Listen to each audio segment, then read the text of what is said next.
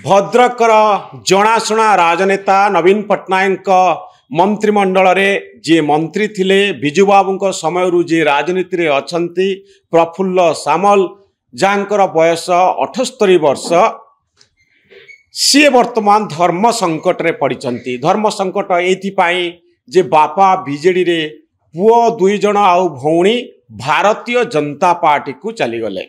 एमाने समस्ते बिजू जनता दल रे थिले, विभिन्न पदपदवी रे थिले, बापा मंत्री थिले, बापा बारंबार विधायक बनी थिले। वर्ष वर्ष धरी नवीन बाबू को परिवार सहित बिजू बाबू को सहित एमाने संपर्कित।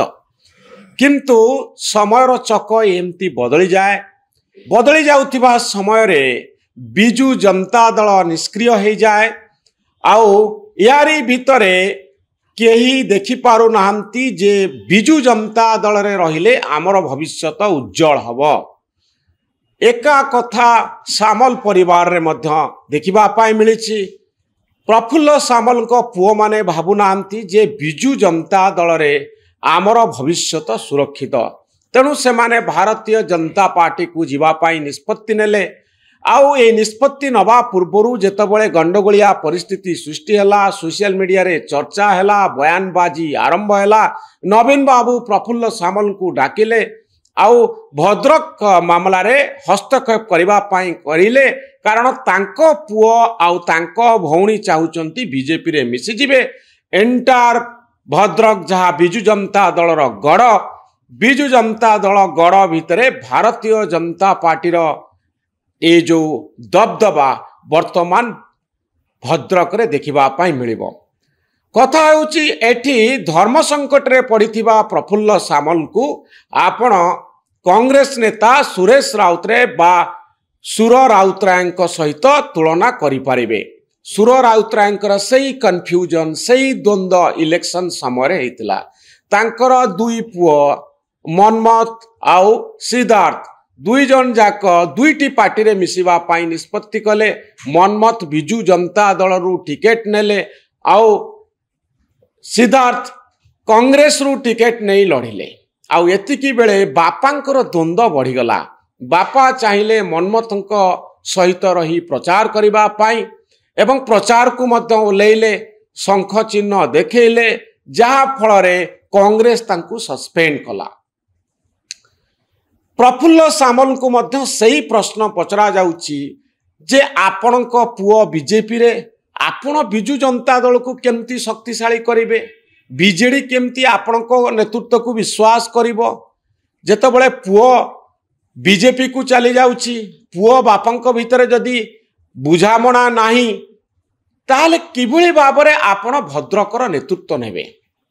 ए द्वंद्व समान द्वंद्व प्रफुल्ल सामल को पाई आसुची। बिजू जनता दल भितरु मध्य संदेह आरंभ होउची। आपण देखिथिबे तांकर 2 पुओ आउ भौणी बीजेपी रे मिसिबा पूर्वरु गोटे मीटिंग हेतिला बिजू जनता दल ऑफिस रे भद्रक रे। जेतबळे स्थानीय नेता माने बारंबार प्रश्न बाण रे जर्जरित करुथिले जे आपण को पुओ जदि बीजेपी रे मिसुचंती आपण बीजेडी को केमती सजाड़िबे। एही प्रश्न एही द्वंद्व राजनीति रे आसीबा स्वाभाविक। कारण बापा जोउथिरे थिले पुओ सेठी थिले।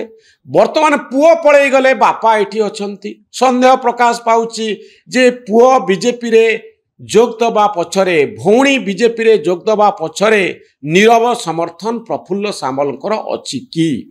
ए प्रश्न जिते थर प्रफुल्ल सामल को पचरा जाउची, तांकर उत्तर हेउची बिजू जनता दल शक्तिशाली अछि, आमे दृढ़ कार्यानुष्ठान ग्रहण करिबु, बीजेडी को आग को नबु, शक्तिशाली करिबु इत्यादि इत्यादि। प्रफुल्ल सामलकर आउ केते दिन सक्रिय राजनीति रे समय अछि ए कथा आमे कहि परिबु नाही। किंतु वर्तमान समय रे लोकंकर संदेह बढ़ुची, बीजेडी रो नेता मानकर संदेह बढ़ुची जे हुएत विभिन्न कारणरू जो कारण जोगु प्रफुल्ल बाबूंको परिवार प्रभावित होइतिले, सेही कारणरू हुएत भितरे भितरे प्रफुल्ल सामल चाहिए जे मो पुओ माने बीजेपी को चली जातु। बरपदा इंजीनियरिंग कॉलेज रे अनेक गुड़िए दुर्नीतिर कथा आसिला। एथिरे तांको पुओर इनवॉल्वमेंट नहीं प्रश्न आसिला। बड़ बड़ राली भद्रक रे हला, ईडी इंक्वारी आरंभ हला एनफोर्समेंट डायरेक्टोरेट एपर्यंत तार तदंत जारी रखिछि। आउ विवाद रे थिबा प्रफुल्ल बाबूंकर पुओ प्रयास कांति सामल सेतिकी बेले भारतीय जनता पार्टी रे जोग दउचंती।